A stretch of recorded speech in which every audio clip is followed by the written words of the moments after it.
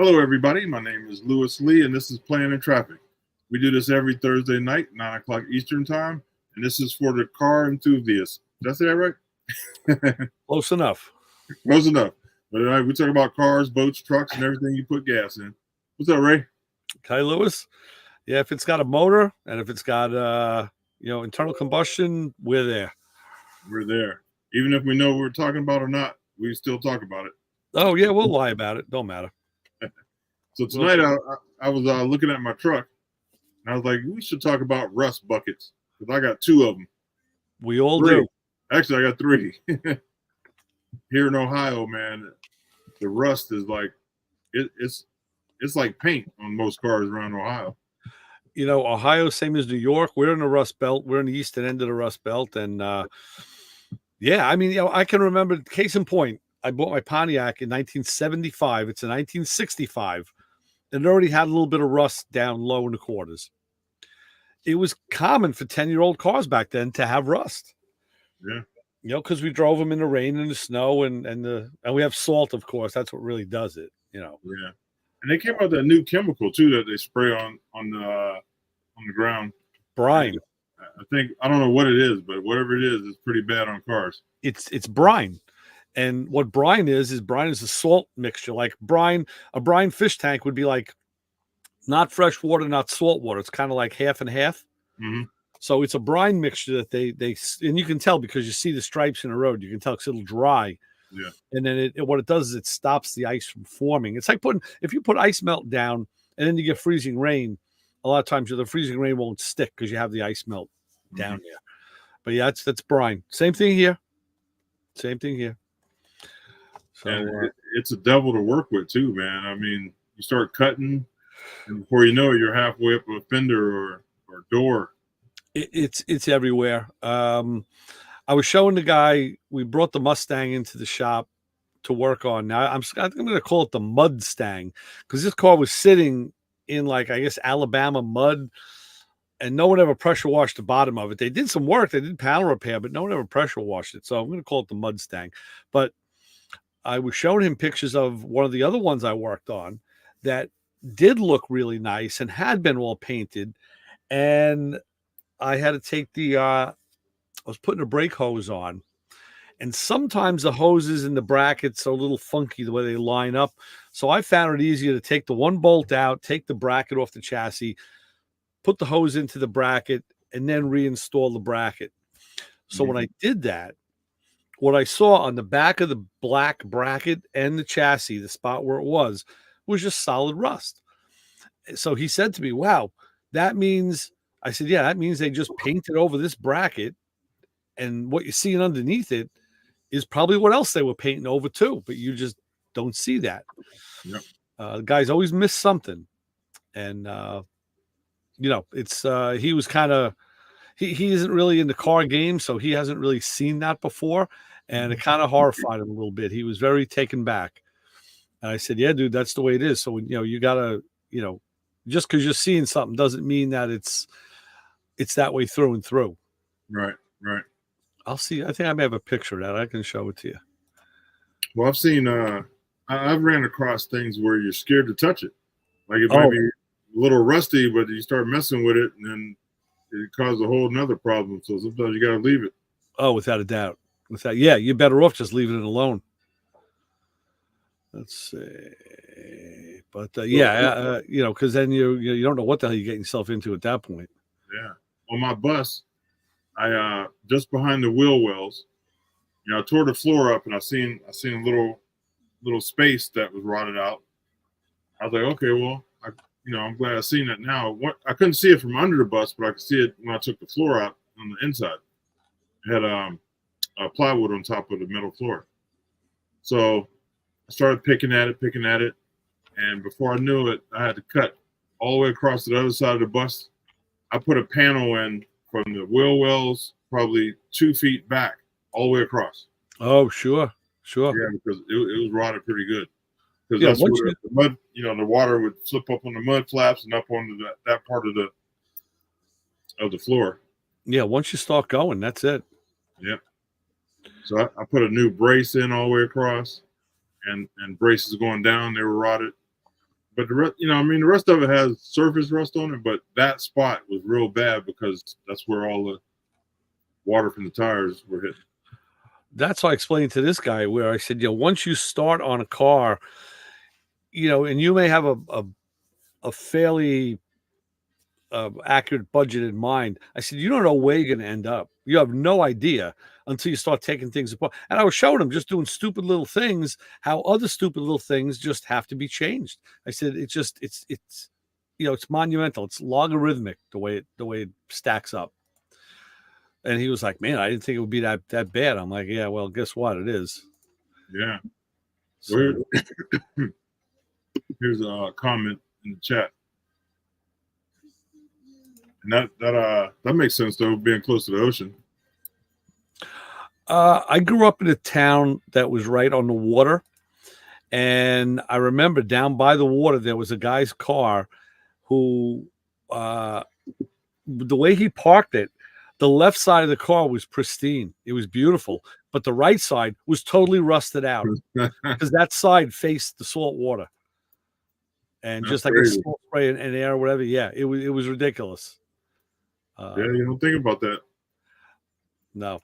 I wonder what state would really not have any rust. Well, Like I mean, Lower California. Yeah, Arizona, California, I mean, the Pacific Northwest, they're by the ocean too, so they get it. But yeah, anywhere where it's hot and dry, Colorado is good. Utah, certainly Arizona, New Mexico, those are the warm, dry, hot, but low humidity states. Mm-hmm. And rust is pretty quick too on the draw. On my bus, on the front part of my transition from the old part of the bus to the top, the new section. When I was painting it, I taped it off, and I left the tape on too long.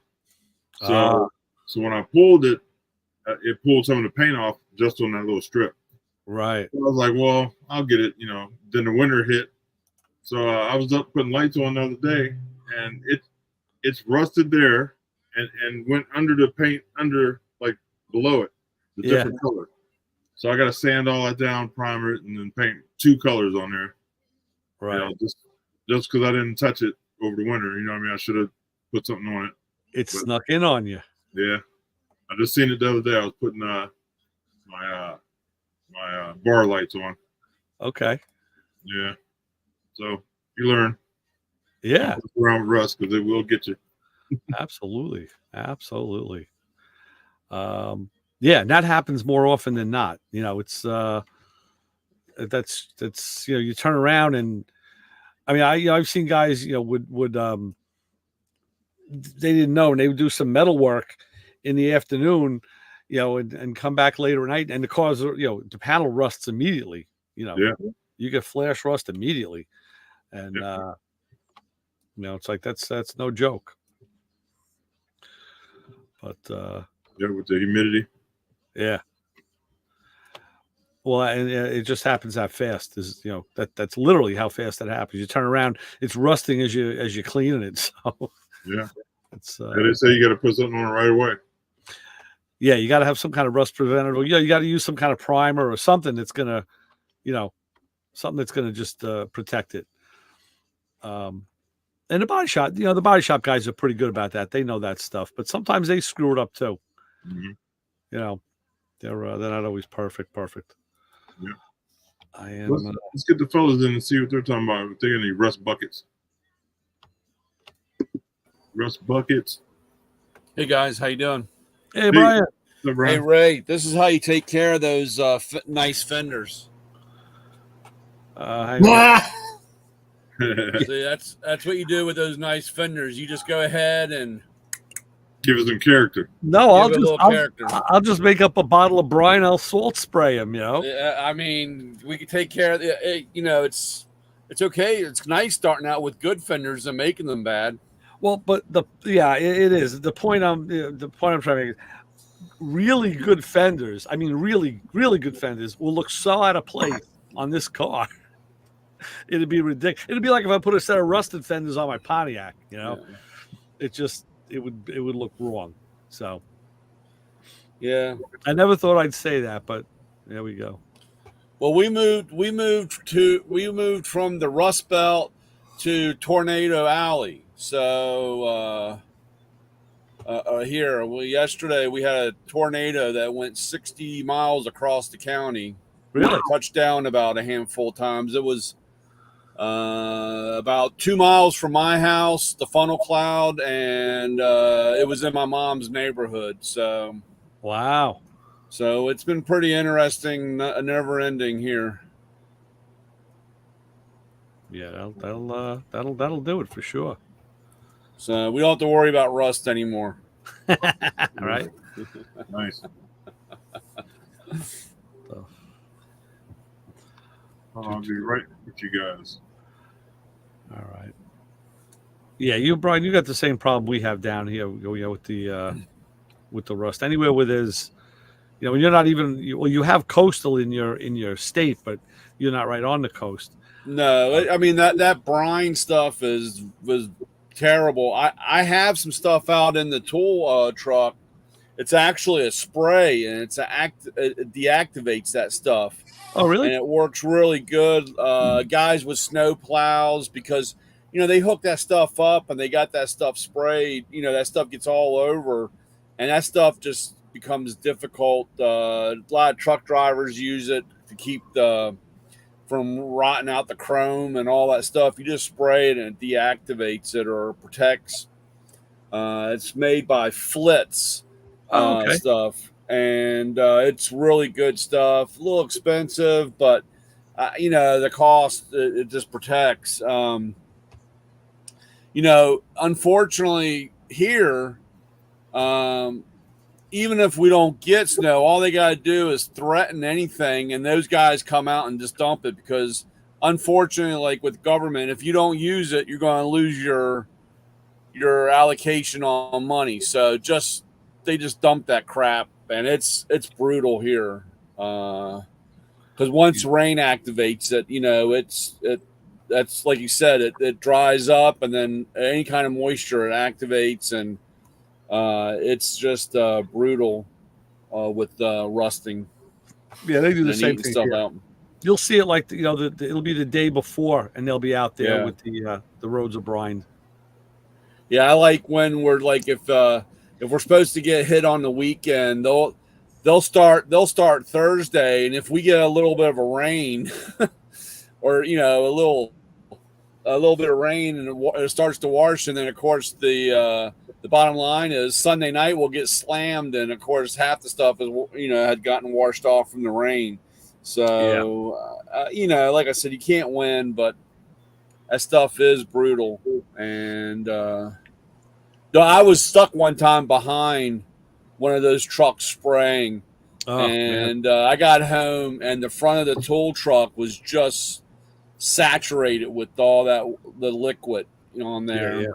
And got the hose out and washed the old elephant down. So I'll show you guys what I was talking about. There it is. So this is the frame of the Mustang. You can see it was all been painted like with an undercoat. And when I removed the brake bracket, that's what was underneath it. It's even got like all the flaky stuff down here. Like it just started flaking off immediately. Yeah. And that's what's underneath, when you buy the car. You don't see that because the guy didn't take it off when he painted it. Yeah. It's that's just the way it is. So it's buyer beware. I mean, that was you know all about that car, right? And that was the eBay car that the guy bought sight unseen, obviously, and it was a total disaster. I mean, it was a half a good restoration, and the other half a total disaster. So my new Mustang guy, I showed him that picture. He's like, "Wow, I wonder if my car's like that." I'm like, "Well, it was down in the south." I said, "They get rust too," but I said, "You had a lot of repair already, and it wasn't undercoated over, so at least you can see. You can see what was welded. You can see it was changed. You just happen to, the car was sitting in the mud." Yeah, hopefully when they welded stuff on, and like you'll see this on a lot of these cars, especially unfortunately these Mustangs, because what guys were trying to flip them or make money on them. But they'll just lay the new panel down on top of the old panel or Yeah. underneath, and kind of weld it in or spot weld it or hell JB Weld and a few other things, the spray foam, and you see guys just peeling that stuff off because they're Yeah. not even really They were watching TV and they thought no prep meant for everything you do. yeah. Because that's what they did. There was no prep. And the same thing with paint jobs. You see plenty of, at a 10-footer, nice looking paint job, and then you walk up to it, and man, you see the solvent pops, or you're seeing fish eyes, you're seeing, any of the 9,000 problems that could happen with paint, and you're like, yeah, you know what? That's bad. It's great paint, but it was bad prep. Yeah, I think, a matter of fact, it might have been on what's his name, Kiwi's, one of his that I was watching, where the guy just spot welded the panels in, and that was it, dude. I mean, they cut the panels out, but it was spot welded, and then it was 2 cans of tar base undercoating, and that sealed the line up, and Done deal. it's really hard. I mean, I don't know how people can live with themselves, knowing what they're doing. I wonder about that, if it was just that the people weren't trained right and didn't work in the right shops to get the right kind of training, or are they really just that lazy? Yeah, It's got to be one or the other, I would imagine, because if you were trained right, you wouldn't be that lazy. yeah. And I can't. I don't know. It's just I just can't fathom somebody saying, "Oh yeah, that's okay." The other thing is, you're working on the other guy's dime, so you're getting paid. So if it takes you a little longer, you're getting paid. It's not like you got to do it for free, or you got to do it on your lunch hour. Yeah. So, it really doesn't make. Well, when you get into that, of course, they're trying to make money. And we all know when you're restoring a car, you're not really. I mean, you get paid. And sometimes you got to redo something, or you might not get paid. I don't know. It's hard to bill out where you think that you're making money. It is, and you know what? That's on the shop owner's back. That's a Right. problem. But for the technician, the guy doing the job, if you give me a job, and I know I have to weld in these panels, it's up to me to do. Unless the boss is standing over me with like a shotgun, telling me, weld over the rug. Yeah. No, well, that's true. And when you put your hours in, it depends. It all depends on the relationship with the boss, how you getting paid. Usually they're padding the bill. They're not trying to make it smaller.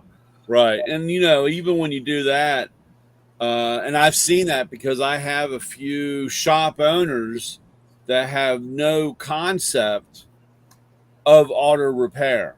Mm-hmm. They just bought into the business, or they got the business, and they're sitting there pushing papers and smiling at the customer and saying, "Oh, whatever," and they hire guys, and some guys will take advantage of that, and their name's not on the building. They do crappy work. They get paid a lot of money. They bitch and cry that they need to make more. The guy's hands tied because he can't go work on a car. He doesn't know anything about it.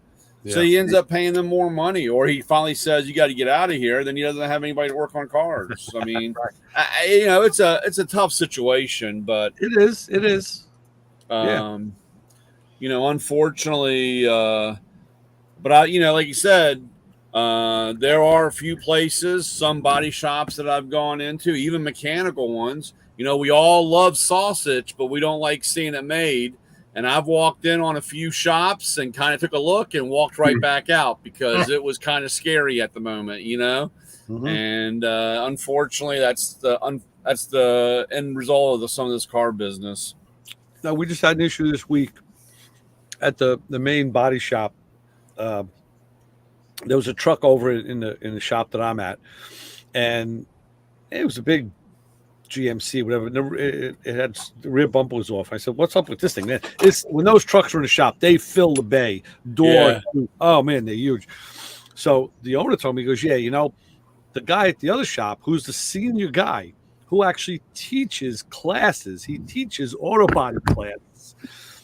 He did work on that rear bumper, and he had to cut some stuff off. He had to use the torch, but he didn't check like where the wiring was. So he melted everything.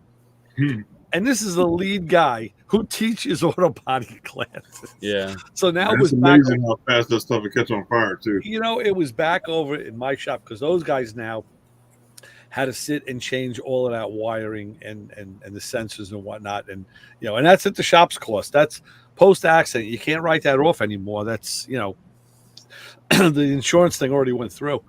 Yeah. Oops. Yeah, that is. You say, "Oh, I'm going to do something real quick," and you pull the torch out before you know it. Yeah. Or when you start cutting, like I said, I've seen guys drilling away, and next thing you know, they're going through the second part of the panel, and have an extra hole that they didn't have before. So Sure. Anything's possible. Unfortunately, and just like you said, using product, some product, when you read about it or when you read how to use it, and people still don't use it right. They don't mix something right, or like you said, prep is the biggest thing. To just slap something on, and hopefully it's going to stick. And stay bonded, Well, and someone was telling me a story like that, and I remembered your story about the whose car was it that you worked on? My cousins with the Sunday paper. Yeah. And that was something that stuck for quite a while, Yeah. I mean, I did all. I used the Sunday paper, the Washington Post, which was about, back in the day, was 8 inches thick. It was the Sunday paper had everything, and I got of course I got in trouble. I got my ass kicked because my dad he had one of those. It looked like a planter box, but it rolled newspapers to make paper logs, right? And that's what he burned in the fireplace. Right. Well, I was, of course, digging around in the garage trying to find something to mix the fiberglass resin up, and of course there's that that box, and it's it's wide enough for a newspaper fit in there, and you rolled it. So I mean, it was perfect. So I mix it all up with fiberglass resin, run the Sunday paper through it in the sheets, and I start laying it out on the car, lay it on the inside, lay it on the outside, sand it down, painted it, looks beautiful. Off she goes, and of course the fiberglass resin's all in there. What does the typical kid do? Stick it back on the shelf. I mean, put it back.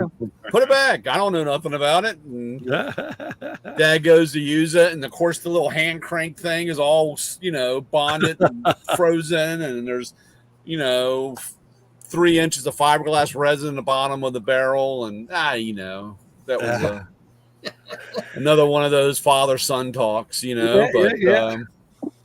of course, my cousin was supposed to take it, drop it off, and sell the car, trade it in. But, she loved it. And, of course, one thing led to another. She drives it through the winter, and one of those big ice chunks sticks to the quarter panel, behind the rear wheel, and ripped the whole thing out. The weight just pulled it right off the whole quarter that I glued on. So she sticks that right in the trunk and comes over and asks if I can put it back on, so that was fairly interesting. So here we are talking about sketchy shops, and you got a story about where you did the sketchy work. Oh yeah, everybody does it, right? I mean, this is the only thing I guess I could say is I learned from that, right? And I gotta say, use construction paper instead of newspaper. No, I'm just joking. and I think Brian gets a pass because the statute of limitations is passed. Oh yeah, that was a long time. It was many moons ago. Yeah, we all did stuff. And there's all stuff in our past that we wouldn't want to that we wouldn't do again and didn't want to talk about. But I've done some pretty sketchy stuff too. But like Brian said, you learn from it, and some people never do. Some people live their lives like that right to the end. I know guys like that. Well, In my defense on that, it started out and we've all had customers like this. I just need to get it fixed so that I can trade it in. Right. That magical word, because we all go and we all want to screw the dealer. You know what I'm saying? Or that you know, we want to trade it in. Okay, we're gonna patch this thing up and get it. Of course, the problem is you patch it up and man, I like this thing, or I love to drive it, or whatever. Next thing you know, the guy comes back again and says, "Hey, you fixed this once before. Can we do it again?" And it's like, dude, you were supposed to get rid of this. Yeah. So another thing that happens is when you don't have money and you have to fudge it. Right. That's what you got to do. You know, a couple of my fudge jobs like that came out really nice and it lasted. I got lucky, you know what I mean? But man, when you're broke and you got to go out and pick up the girls, you got to have your car right. Very true. Very true. So listen, before I forget, I want to let you guys know that text that I sent you is real. And it's it came from law enforcement guys. Apparently these Venezuelans are nasty. It's a nasty bunch. And they say they're worse than MS-13 out here, which is pretty frightening. I know they're here. I know they're in other states too. So, and they said they wear jerseys with the number 23 on it, and they have anchor tattoos. I don't know what the significance of the anchor is, but I was telling my daughter tonight at dinner. I said, "Listen, you be careful. If you are driving, you get bumped. Look for a place to pull over where it's brightly lit. Hopefully, there's a cop there." Because that's what they do. They'll bump you, and then they'll go and they'll assess, and they'll rip you off. Either it's either money, jewelry, the car, you, whatever. They're out for whatever they can get. So, all right, thanks for sending that. This is all crazy. Yeah, I'm sure. I got a feeling it'll hit the news in the next couple of days. But so, people in the chat room, when you're out driving, stay safe.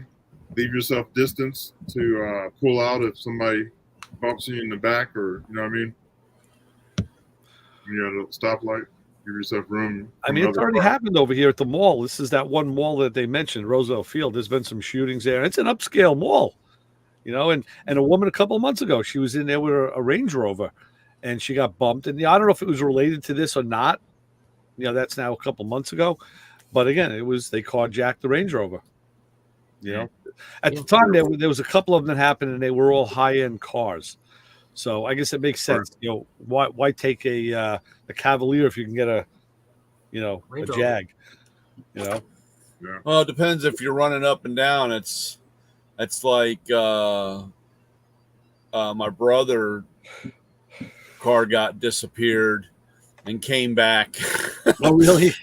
It disappeared and came back, and the mileage on it, they figured that they went to New York and came to drop something off and bring it back. And, when you got a little shitbox Volkswagen, you want to stay under the radar, right? It does, you just need transportation or whatever. But yeah, I guess ironically, it left and came back. So, I mean, I guess they had, that was back in the day.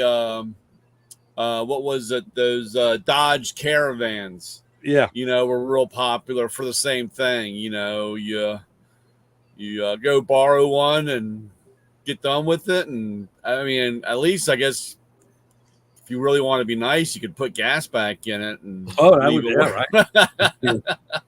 Clean out the McDonald's wrappers, Yeah. I had a 911 at a dealership one time that disappeared for the weekend and came back, and the customer wanted to know why there was several hundred miles added to the car. So I guess anything's possible these days. Yeah. Funny. You would think it'd be really hard to steal cars now with all the satellite or GPS stuff in these cars. Right. Yeah. I mean, you can, like OnStar, you can cut it off. Yeah. And like you said, I was in the shop today. Actually, it was kind of funny. They were talking. It was a Toyota. It was a newer Toyota Corolla, and man, they just beat the hell out of it trying to steal it. And the whole time, the guy's like, even, you don't have the chip, so you're not gonna be able to start the car. Right. It's just, it's just boggles my mind why I spent our try. You think that there's still enough old stuff until our next Cash for Clunkers deal comes out, but or at least look for fresh rust. I mean, a rust bucket, then you can at least start it, right? Yeah, I guess the money's in the new stuff. Why steal it? Yeah. Got enough rust. The owner might go, "Thank you." Right. Well, those chips and stuff. When I was repoing, I had equipment to get around that stuff. So if man made it, man can get by it. Well, that's true. Yeah, there's been stuff on the news where guys actually have chip readers.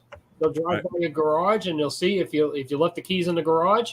Right. And if you're close enough, you'll read the chip, you program it, and when the guy goes out with the car, you just go over, start it up, and drive off with it. Sure. Yeah. And don't even know. They stole Christy Lee's Hellcat out of her driveway.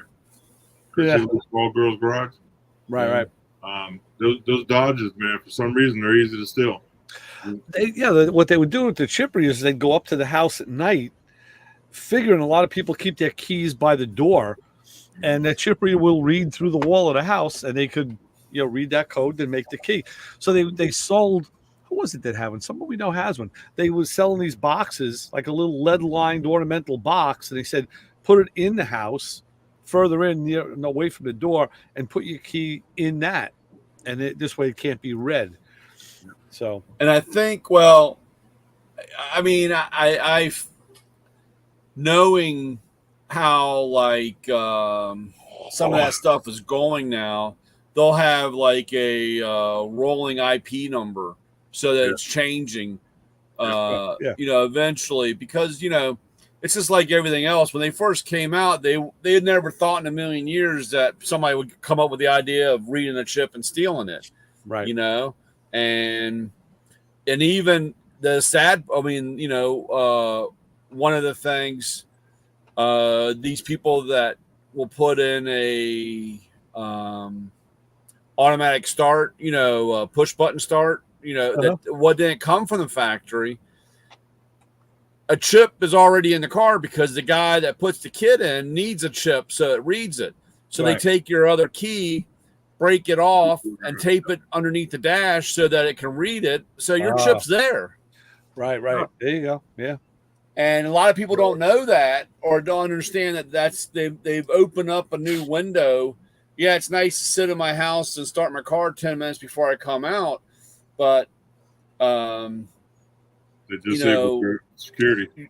You're putting that piece in the car now that it could, if somebody knows what they're doing, they can, they have 90% or half the item, That's the thing. I was never a fan of the automatic start. I never felt like I had to have it. I mean, I don't mind I'll go out and I start the car. Big deal.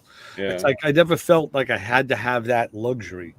Because really, if you really want to do it right, you got to leave the heat on in the car so that when the heat comes up, you'll have heat. Right. So, I shut everything off before I shut the car off anyway. So, well, you really like this. My wife's caddy, you could do it with your phone. You could turn the heat on, air on, do it all through the phone. That's good. That's a little different then. Yeah, if you control it. You could be on an airplane somewhere flying and turn your car on. So you got bi-directional control through your phone. Yeah.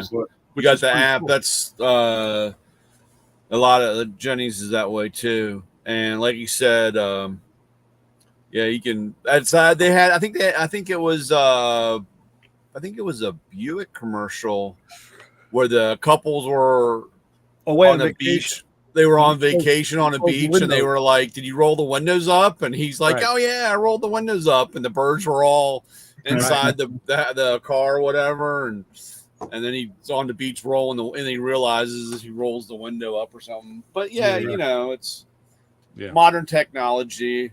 We either you love it or most of us end up hating it because when it you can't breaks, do it what breaks. you really want to do. Lewis, like I was saying, scanners, a lot of the better scanners have bi-directional control, through the ALDL, so the scanner can make the fan come on and off. I've never seen one make the windows go up and down, but Yeah. certainly, they can do it. So if the technology is there, it can be used now. You can make an app out of it, which is, Evil. Yeah. I'm waiting for King Bowl to come out with that one. You just do it off your phone. Yeah. Yeah. No, like I said, we have drive cycle, not drive cycles, but driving, you can move your flaps and your heater box, all that stuff. You got windows, you got Sunroof. releasing gas cap door. Yeah, parking brake. Yeah, the parking brake, setting mode. Steering angle sensors. Yeah, there's a lot of stuff that that you can use. And like I said, these scanners and the name skipped my mind. It'll come to me. You got to forgive me on that. I skipped. But they to get into these cars, and they have a rolling IP number. It's never the same. And, that's part of the security so that somebody cannot get in or hack, right. And these are things that they're building on. And it does get complicated. It gets complicated for the guy that's just working on the car because now he has to jump through all these hoops. And, some people say, the manufacturer is going after the little guy, so the little guy can't get in. And that type of thing, but and at the end result, it's because of security. Yeah. It's because they've left that window open or that door open where somebody can get in and do something. Right. So I wonder who figured out the key. Is it the Kias that they're stealing with phone cords? Yeah, the Kias. Yes. I wonder who figured that one out. That was a real boo boo. Yeah. Yeah. I don't know. Like I said, that almost went back to technology from the 80s, early 80s, when you could pop off the ring and start it with a screwdriver. Yeah. They've came so far from then, and now it's like they went back to it. Like they figured, nobody's gonna figure it out. Well, the only problem with that, and this is where at the end of the night or end of the day or when we get done, it all comes down to what? Money. Well, yeah. And, they will, again, say, this is enough, or this is close enough, or however, but at the bottom line, it comes down to money and what they're going to spend and then, of course, the bean counters have a percentage. They say, well, if it's only 10% that gets stolen or 10% gets broken into and start up, we're still ahead because of that number of costs. I'm sure that, a little, it's like on what they manufacture, Yep. They know they have a problem, but if it's only a certain percentage, if that percentage is under what they're still making, man, unfortunately, they're just going to make the money. So, yeah, that's an interesting comment. That's nice. Someone, aftermarket again replied. Yeah, that's good. That's nice. Yeah, it's like you said, it's the money. It all leads back to money.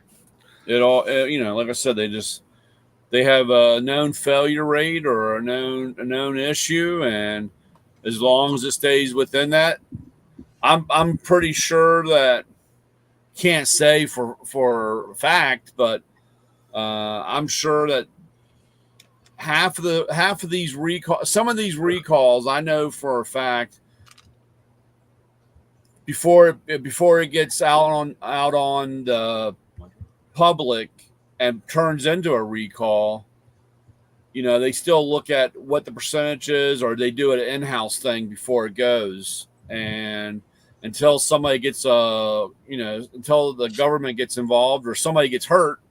Next thing you know, now there's a recall, and unfortunately, it takes something to happen, or a close call, or come out and see that your car's on fire in your carport because something happened. Yeah. Have you seen those electric cars catching on fire? Man, yeah. Massive burn down. Oh yeah. Unreal. Yeah, there's no stopping that. Yeah, once lithium starts burning, you can't put that out. Yeah. They had out here. We had a bad storm where a couple of cars were flood damaged, so they everything that was flood damaged, they parked in a lot someplace, and one of them was electric, and they just left it out there. Sure enough, the car ignited on its own. Yeah. The water got to the right spot, and battery just went up in flames. Yeah. Yeah, we had one on, I think it was 95 that burned, and they had to close it down and kind of let it go. It was kind of a mess. Yeah.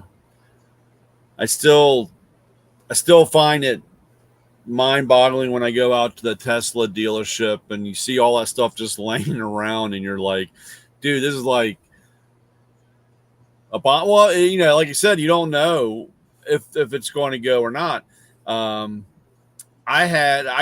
was lucky as hell because you can see in my vast thing of my cave here, I could smell something funny, but I just couldn't figure out what the smell was, And of course, I'm like looking around, digging, looking around, and I had it was a Toro weed whacker, electric one, and the battery was sitting on a shelf. I realized it was about 2.5 inches taller than normal. Wow. And that thing had swollen up. And when I went to grab it, it had came apart, and then you could see like the white crystal, like how it. And I was like, dude, this thing could have caught on fire. I mean, I'm like, because I didn't have the smell anymore. I don't know if that's what it was. But it was like, holy crap, that, I was just sitting on the shelf over by the garage door, and that's pretty scary knowing that, not having any idea or whatever, but that thing swolled up really big. And once I picked it up and I could pull it apart, and the battery had just like separated, and there was all this white. I had a fairly expensive jump pack. It was one of the early ones, but it was a named company. I noticed after a couple of years that where the top and the bottom of the case met on the side seam, all of a sudden there was a 1/4 inch gap. Yeah. The seam was growing. Yep. And, and I wrote to them and said, hey, I got a problem. He said, yeah, send that back to us. And now the fact that I mailed it. Yeah. I mean, and then that's why you can't mail them no more. Yeah. Right. Yeah. That's a first question. Right? Oh, yeah. That's funny. It's funny that you said that, because my laptop, where I put my hands to type, I noticed that I felt something in my laptop, and the battery was swollen in there. Wow. In the laptop, and I took that out and changed the battery. Yeah. And it had 2 packs, and one of them was swollen up. So I guess, like I said, I guess it's one of those evils that come with it. But the whole secondary part of that is,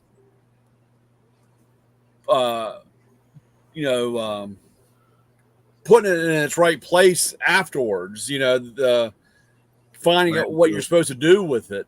Right. Because I'm like, well, you just can't chuck it in the trash can. No. And then you have a dumpster fire like in New York the other day or whatever, that one place. I think it was in New York where they had that trash truck that was on fire they were showing. I saw one on one of the Fails channels that I watch, and the back of the garbage truck just lit up. So what they did is they separated the back of the truck, the hinge part, and they raised it, which let air in. Right. I think they raised it so they were trying to dump the stuff out onto the street, but it let air in and fueled it. It made the fire even bigger. Yeah. I was like, oh man. That's like you're not supposed to open the hood, right? When you have a That's always a shock there. Yeah. The only I good think that's thing what- about if you have a hood fire, a fire like that, it takes care of the rust. So it burns out the rust. Yeah. Sure will. So When here's you get another- back to the rust, you talk about the poor guy that sends his car off to get it dipped or sandblasted, or Yeah. and they think, oh, this ain't too bad, and he comes back and it's a thing of Swiss cheese. yeah, half a car. Half the car's gone, and I know there's been a lot of people have had that where. Now what do you do? Because you allocated or you planned that you were going to spend, 10 grand or 15,000. And now all of a sudden every piece of panel has a hole in it. Yeah, it's just like back in the day. I remember, back in the 70s and 80s, radiator would get a leak, or you get a little hole in a tube, and you'd send it out, or the tank would leak, and you send it out, and every single time it's like, oh, dude, we got to put a core in it. I was like, this is some business. Like every radiator needs a core. Like, can't you just repair it? Yeah, it was probably that was the thing. Like, okay. Yep. Those were the good old days. And you knew right off the bat, dude, you might as well just put another radiator in, because we send this out, it's going to be a mess. Yeah. What's up, Coach? Hey, how y'all doing? Aries. Hi, sure. Thank you. Oh yeah. That's an oldie. I don't have any new ones. One day. Open mouth radio. How you guys doing? Other than lighting everything on fire with bad batteries. Yeah. We roll with the punches, man. If it needs lighting on fire, we'll light it on fire. Yeah. That's the easiest way to get rid of everything today. Just throw the match on it. Sure. A gallon of gas on a match will fix anything. Well, quart. We don't want to use all that. That gas is still expensive. Yeah, that's true. Yeah. Just throw some of those tumbleweed things that you use to light your grill up with, right? I remember 2 weeks ago I was at a cruise night, and there was a guy there with a 67 GTO. The car was kind of rough. Some of the badges were missing, and it had some rough metal. It was legitimate. It was a true car. So it didn't really hold many secrets. It showed them on its, on its skin. Blue car with and they painted the hood scoop white for some reason. It had a new white convertible top on it. It was the nicest part of the car. And the guy said the car had a 428 in it. And he was going to pull the 428 and put the 400 back in and sell the car. And when me and my friend Kevin were leaving, he had a hard time starting the car. Long crank. And he got it going, and he went to make the turn out of the parking lot. And next thing we see, he is with the hood open. So I pull up next to him, my car, and we say, hey, what's the matter? You need a hand? Oh, man, ran out of gas. I think I ran out of gas. It's like, really? Yeah, the gas gauge don't work. All right, we need a hand. You want to get your... No, my friend's coming. He's going to bring me gas. Okay, cool. Last week, the car hits Facebook. He's trying to get like $49,000 for this car. Wow. I said, dude. How much gas did he put in it? He must have put like an oil tank worth of gas in it. Yeah. Yeah. I was like, please. I know he said he was selling it. 49,000, Like, huh? ridiculous. Yeah, talk people about think shooting for the moon. these TV shows and auctions, Barrett Jackson, they make people think their car is worth a lot more than they are. Yeah, Oh, yeah, that's always been the case, always. which is why everybody says Barrett Jackson's ruined the hobby. I don't necessarily agree with that, but Well, but then again, you see the cars on the first day that go for reasonable money. Great buys on the first day, but some of the guys want that third day car. They want the Sunday car. I know. I was in the bar last month. I got a haircut, and I was talking next to a guy, and he commented on the car book I was reading. So I said to him, "Oh yeah, you're into cars?" Oh yeah, he just got back from Barrett Jackson. It's in Florida, and he usually buys 6 cars at a clip. I was like, "Oh, you're at that level." He goes, no, man, I'm buying Friday cars. I buy first day cars. He goes, I'm not buying the real super crazy stuff. Oh, okay. I said, so what's the significance of 6? He goes, well, I got a guy with a trailer that transports for me, and the trailer holds 6. Yeah. He goes, so I want to give him a full load every time. I was like, okay. Yeah, must be nice. Yeah, right. Yeah. So, so he was buying the cars that were the lesser, and then he'll get some home, he figures them out, and some he'll get rid of, and, he plays the game. Some will go back to the auction or whatever, whatnot. But, he was a player at that, well, 6 cars. I mean, he could still be dumping easy 70, 80 grand. Yeah, you can still be dumping even close to 100, right? On shit cars, yeah. It's for 6 cars. I mean, at least you get some that are some of them do go for low money. So he's got the guy owns a bus company in Suffolk. Like, oh, nice business. Guess the bus business is Because good. even at 100 grand, 6 cars is 16,000 a piece. Yeah. Yeah, and he's got well, I guess maybe he's figuring all his fees inclusive. Plus, he's got the the shipping. He's got the truck. And I guess if he gets one that's halfway decent and can unload it, or if those guys, I gotta give those guys. I mean, guys like that have stuck around. I got a couple buddies that are car guys that are always going to the auction and buying cars. But they're hustling, man. They got a Rolodex. They got people that are looking for cars. They got contacts. They got people that know that are looking for something, and if they can get it, and most of the time people want to score, a big money on it, and the idea really is if you're making,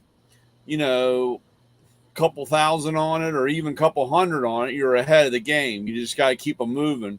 Yeah, You can't let them sit around, because next thing you know, you got a backyard full of them, or you got them spread all over the county because you're not a dealer and you can't have all these cars sitting around with no tags on it. So you got them parked all over the place.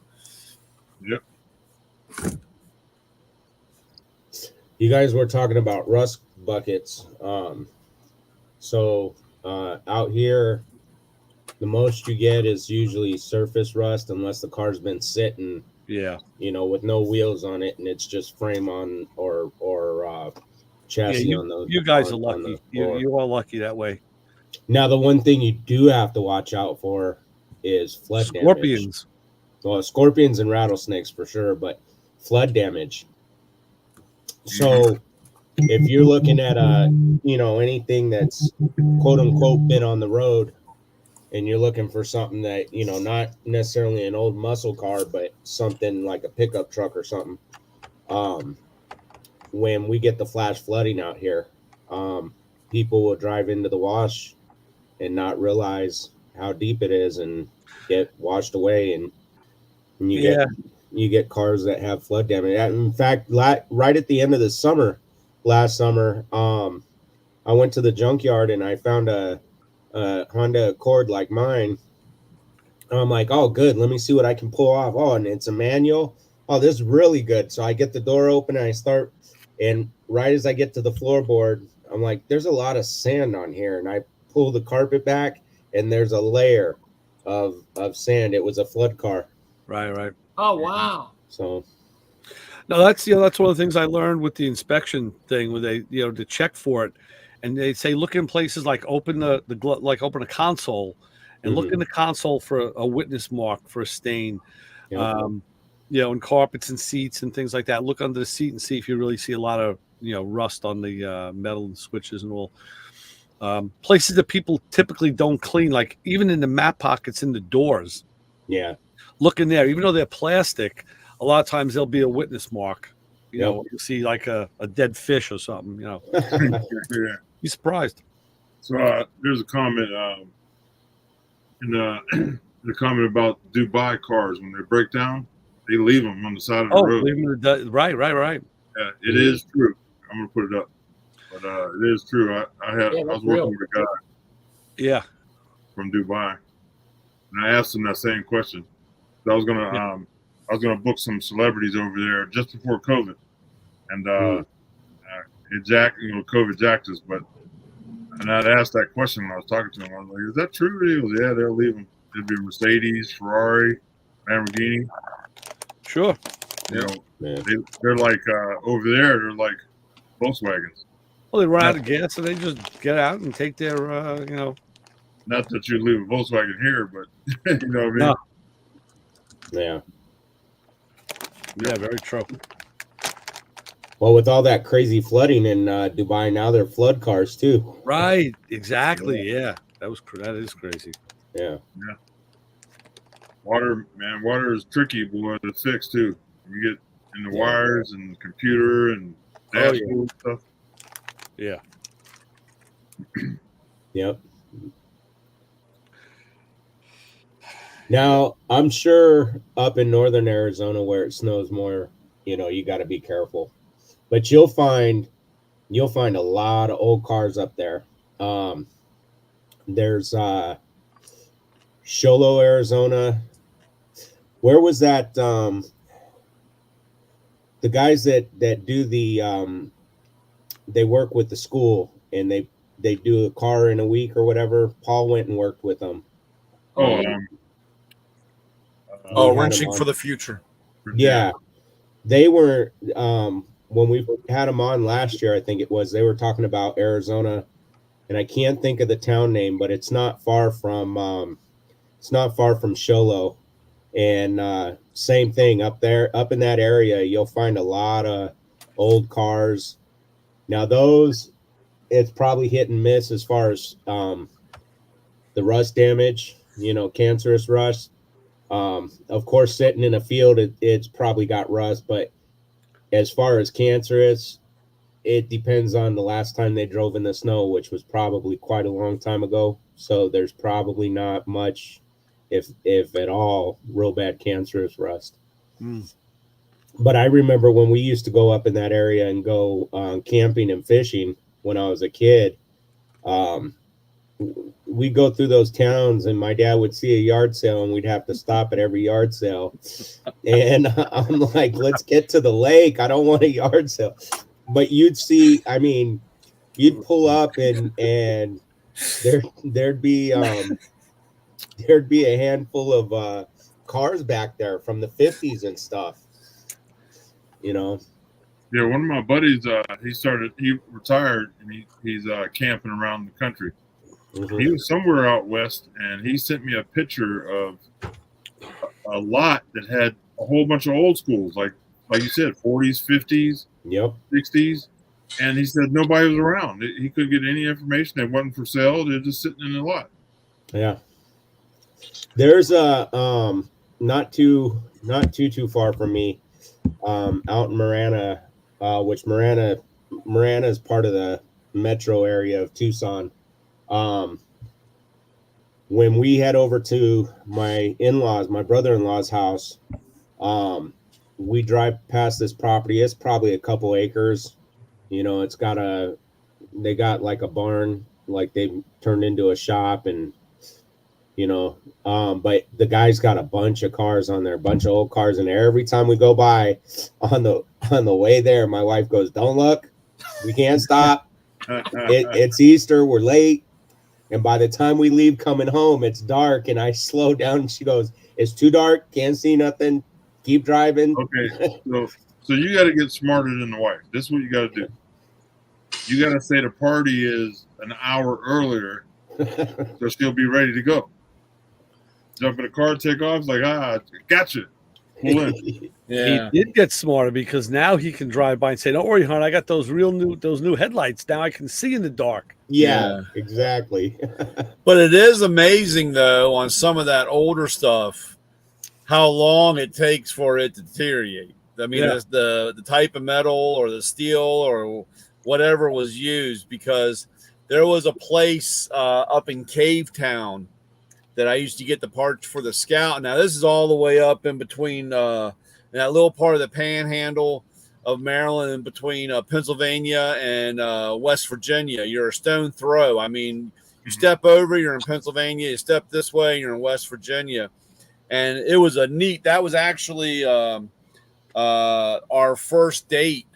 I picked Jenny up, and she comes out, and she's like a little too dolled up, and I said, you might want to dumb it down a little and get some clothes on that you can get dirty in. And she's like, where are we going? And I said, don't worry. And of course, I throw the top off the Scout, and we drive off into the sunset, and we go to a junkyard. She should have known right then and there she was in trouble.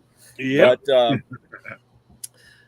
the one thing about that junkyard, it had been around forever and ever and ever. And the cars that sat out there, like I said, I mean, they got snowed on, rained on, sun beaten, but they, you know, like I said, the metal was just completely different. But one of the neat things about that place, they had snow removal stuff from West Virginia, and they were old military half tracks. Oh, cool. And that was really cool, running around, climbing on that stuff. They were all painted like bright yellow, or that yellow DOT color. But that was really interesting. I mean, I'll tell you this. I have a Ford straight front axle and that Dodge Challenger K-frame and brake assembly sitting in my driveway, and they've been sitting out there for years, and they don't look any different now than they did 20 years ago. Yeah. They just get like a level of rust, and it just stayed there. Now, when you see cars that you drive, they get that real flaky rust, and the chassis will rust right through. But I think when you just leave it outside, it just hits a it's like homeostasis. It hits a level and just stays there. Yeah, I have a Subaru subframe. Same thing. It's been sitting out underneath the porch, and it's still. I'm waiting to pick it up, and it just disintegrated into the ground. Is that under the 944? Is that under the 944 or under a different porch? Oh, the deck in the backyard. Sorry. Yeah. So, I'll have to get my kid out again. That's right. Protect, lay your tires on your seat cover. My 77, when I was changing the fuel tank under it, whoever bought it, I guess they got it undercoated when they bought it, and it's so clean under that car. I mean, it's worth getting it undercoated. You know, even the Fiat that I have, the guy was so obsessive when he bought it. He bought the dealer installed AC, and he had him do the undercoating, and the car sat for 7 years outside. And I swear it was the undercoat that there was a little bit of rust, but it's what really saved that car. Yeah. And that used to be a ritual. Like my dad, man, he was strong on it. As soon as he buy a car, he'd take it straight and get it done. Rusty Jones. Yep. Yeah. Or that was the haggling point. Right. Over when you're getting ready to sign, because my dad, when we bought our 76 Buick LeSabre, the last of the 4-door big cars, man, that was a hell of a car, man. And hours and hours beating the guy up over the price, and everybody be pissed off because it comes down to undercoating or not undercoating or partial or this or that, and beating the guys up. Good old days. That's when you could order a car. Yeah. If you want it. Yeah. Das Boat. That was the Gray Ghost, man. That thing was silver, but of course, you know, that was 76, and it was last of the big cars. But you know, that's GM's era of paint issues, right? And or start of them. You know, of course, all the pigment came out of it, so it was just like a flat gray. Yeah. Oh, God. And that was I'd take that car.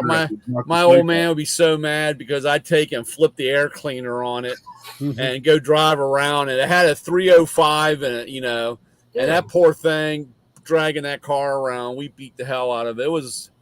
But I'd forget to flip it back. So he'd leave the house at, 3:30 in the morning and go down the street and hear the bogging of it and be all pissed off because he'd stop down and flip it back around. I tell you, I got to say a special prayer to Dad because I gave that guy I'm surprised I'm still alive. Yeah. I think that's a teenage kid thing because I think we've all done it. Yeah, of course, my dad would be, he had his little notebook with the mileage, write down, and of course I'd bring the car back with no fuel in it or no gas in it. Yeah. And I had it on the weekends, and of course he needed it for Monday morning, and he'd look at his little mileage thing and he'd say, how in the world can you he goes, what state did you go to? And I was like, I never left, Olney or, never left Montgomery County, never left the county. And he goes, how in the world, where did you go to put, 300 and whatever miles on a car, Around the block. on a weekend. Every time we went around the block, it was a different girl. So I had to keep it was, like I said, I had to go back around. all over the place. Yeah. That was, like I said, those were the good old days. Every time you go around the corner and there's a new girl, you did a Cheech and Chong. You went, ooh, what's that? Drive around and going from one place to another, but those were the good old days. Yeah. What's Ray pulling out? Uh-oh. I thought you were pulling out a 76 Buick. No, I don't have it scanned, but I just saw the picture the other day. So I got to show it to you. Did the engine swap on my Monte Carlo years ago from a small to a big block, and I wanted it to look like it was factory installed. And What year money? 73. Nice body. I love that. I like that body. Yeah. That just had the one round headlight. Right. And then it had the turn single round light on the bottom or on the side of it. No, they were on the peaks of the fenders, I believe. Oh. Oh, okay. But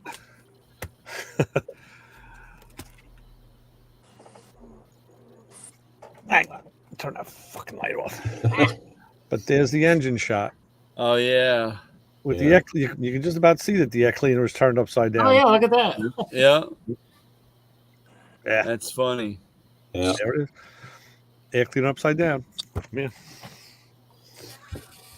Need better light. Yeah.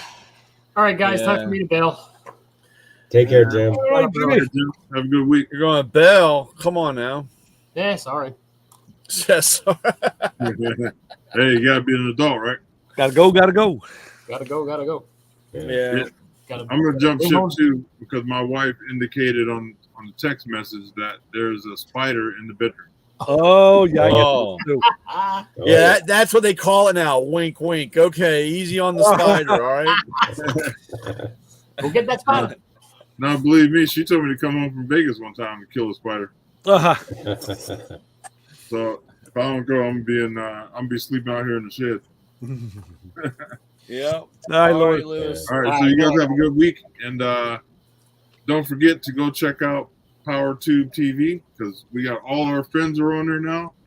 Like a lot of people that's been on the shows on there, and a lot of our other friends. So go check it out, and subscribe, leave a comment, the good stuff. Take care, Lewis. Have a good week. Watch out for Venezuelans. Yeah. Yes. Carry the number 23. All Thanks right. for bringing in, guys. I'm sorry I've ignored you all night long, but I'm going to be calling it a night too and heading back. Right, we were ignoring you too. I'm sorry to hear about the storms that came through the Mid-Atlantic. I hope everyone had minimal damage. I was hearing some pretty bad stuff. Oh, yeah. We got from Poolsville all the way out to Columbia. It was pretty good. Yeah, I saw that on the news. It looked pretty bad. Yeah. Gaithersburg got it pretty good. Poolsville got it real good. Luckily, Olney wasn't too bad, but it was the funnel cloud was over top. Wow. So pretty. The climate is altering. I'm not going to say we got climate change. I'm not going to get into any of that. But what used to grow really good, like Georgia peaches, now grow really well in Virginia and Southern Maryland. Yeah. So the vegetation has changed and the weather patterns have changed. Yeah. Hope you guys sort of have a decent It's, uneventful hurricane tropical storm season this year. It's been a while since one went up the middle of the Chesapeake Bay. You're about due. I hope not. That's the storm surge does more damage than anything else I've seen in my past. Yeah. It's I don't no know. Fun. I don't know about climate change here. It's still hot. Yeah. It was 107 today. Damn. It's 100 degrees right now Mm, at my God. 7 p.m. at night. Or well, Oh my God. sun's going down, but it's 100 degrees now, and it was 107 today, Well, which means Phoenix was probably 112 or 115. I'm sitting, What? I'm sorry. Go on, Ray. I'm sitting at 71 degrees outside and 75 in. Yeah. Sounds like you need to open a window and turn on the attic fan. No, actually, I do. You know what? I'm in the basement, so I did open the window, which lets some of the humid air in, and that's what raised the temperature because it was cooler down here before. Mm. Yeah. And I guess it was super 90s, probably hitting close to 100 degrees in the sun in Dallas where I was today. Wow. But coming home, when I went to go across the bridge where traffic always comes to a crawl for about 15 minutes for no absolute reason other than it's a bridge. It's like the Woodrow Wilson. It's like no problems, but it takes 15 minutes to cross at any time of day.